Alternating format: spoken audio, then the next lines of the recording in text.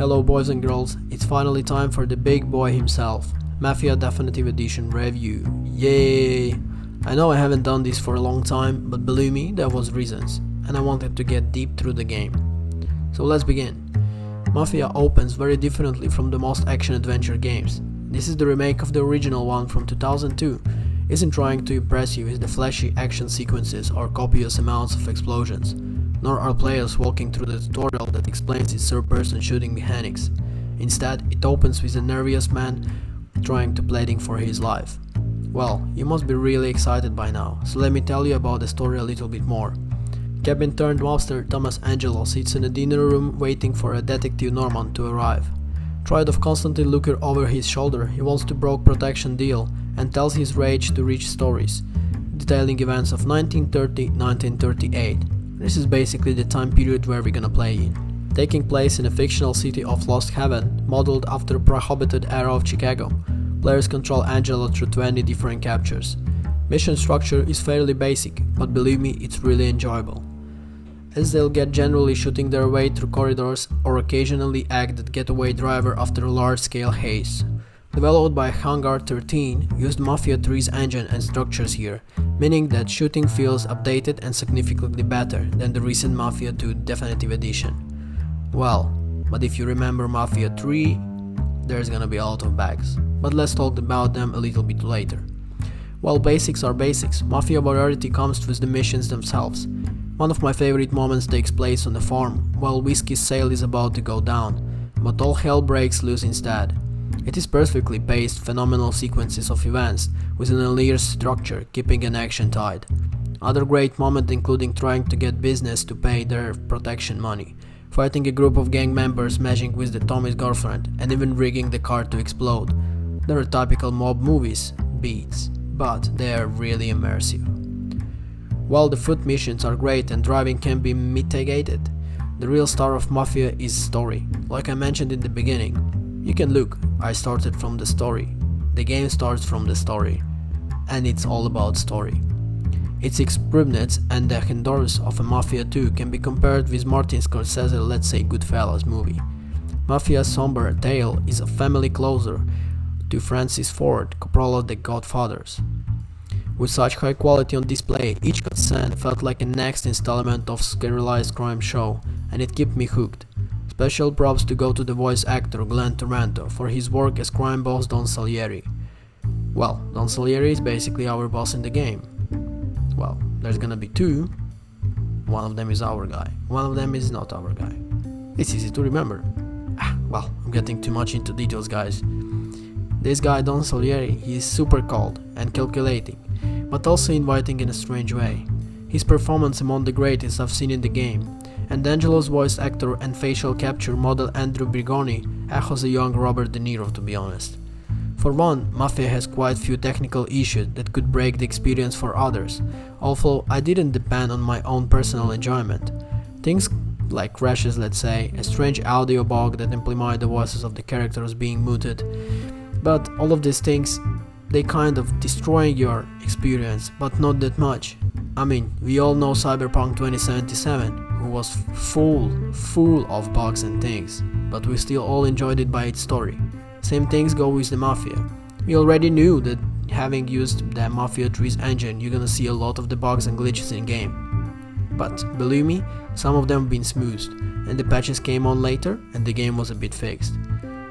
So, finishing on the Mafia Definitive Edition. This game takes old titles and polishes in the new places where it counts most, story and characters, while delivering a solid experience in the most aspects. The driving isn't great, and believe me, it wasn't great in the previous games and the original one, but believe me, it's kind of okay.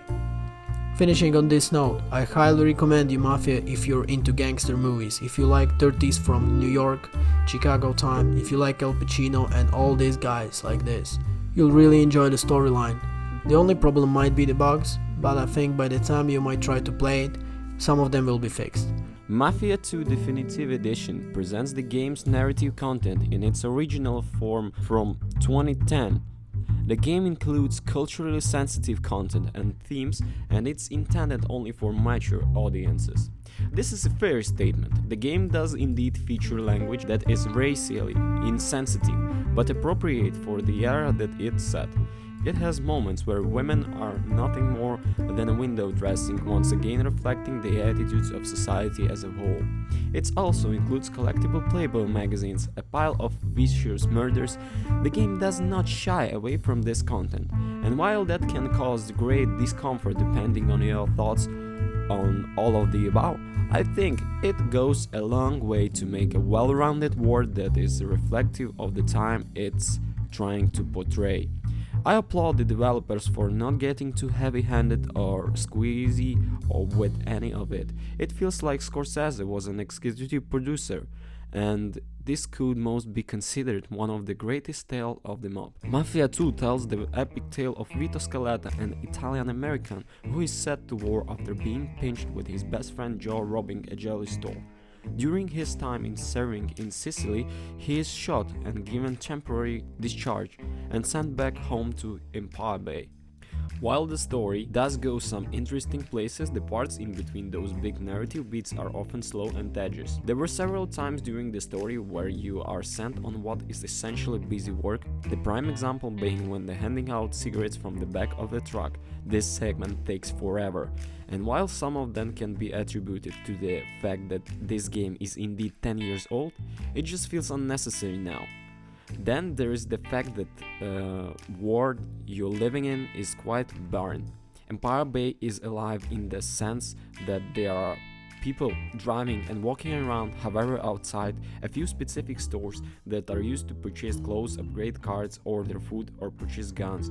There's nothing to do except drive to the next squash market and keep the story chugging along. There are long stretches of driving, while little distraction that towards the end of the game definitely begins to wear thin. There are certainly some memorable shootouts, one that were stood the test of time and still feel unique today. The window washing machine is an utter treat. The meat packing plant is a great mix of steel and full on offense, and the Red Dragon ENN feels like a John Woo movie 50 years before its time. However, the combat mechanics as a whole, they haven't aged so well. It's a pretty basic cover shooter, and the weapons often feel extremely inaccurate and they lack any true weight. Thankfully, the atmosphere and the story more than make up for it, but it certainly feels dated, which is a shame because the atmosphere is just so damn perfect. The first fighting mechanics, however, I'm not willing to put that down to age. These forced hand-to-hand combat scenes were awful. Instead of ferocious trading of blows, it feels like a weightless, drunk dance until you're lucky enough to land a combo. There is an entire chapter of the game that takes place during a prison sentence, and it feels as though it drags on for 47 years. It drags on and on, subjecting you to what is essentially a long-winded tutorial that teaches you a few basic moves for the hand-to-hand combat, and even after all of that, it's still lackluster. I never played Mafia 2 when it released in 2010, so I cannot comment on how it felt when the game was originally released. However, what I can say is that 10 years later it feels pretty bad, which brings me down to the crux of it all. Mafia 2 Definitive Edition is just HD up-res of the original Mafia 2, with some extra bonus material if you found issue with the lifeless city and the combat, or you didn't enjoy the story back in 2010. This is going to do absolutely nothing to change that. This is very much indeed the same game, it just looks a lot nicer at higher resolution. That said, the character model do look a little iffy, especially after we just seen those Georgia screenshots for the original Mafia remake that is on the way. Overall, Mafia 2 Definitive Edition tells a story that is gripping, and while it may not be largely unique in the span of Mafia lore, it's one of the best available in video game form. I genuinely cared about Vito and his terrifying criminals that surrounded him. I grew to love their antics and laugh at their quirks and feel sorry for the situation that they found themselves in. I think it's a little unfair to class Mafia 2 as an open world game, because the city does nothing but offer the setting for the story to go from a point A to point B. If you are looking for a city that is bringing with side quests and random activities, then you should go and play Witcher or GTA, I don't know. You won't find them here in Mafia 2. What you will find is a bittersweet, interesting period piece that looks at time that is not often explored in video games, and it's pretty damn memorable one at that. If you have played through the original, the editions adds nothing new apart from the new glossy coating, but if you have not, then Definitive Edition will be a worthy addition to your collection. There is an R18 age rating due to the Playboy magazine collectibles, I believe, and not the violence, which means that it will be inappropriate for many, but Vito's story as well as the gameplay is as enjoyable and captivating as the original. Driving across town can occasionally be a tad monotonous, but the simple shootouts and fist controls make sure that the main story flows smoothly for the entire game, and the music and the visual capture the setting beauty, allowing gamers to be fully immersed into the family. So pros: wonderful story, fully immersive soundtrack and locations. The cons: apart from slightly being visuals, it's the same game. So if your life aren't full of actions and you are searching for a game to play with some criminals, that Mafia 2 Definitive Edition is for you. Don't forget to comment and subscribe, and please leave a like. Bye!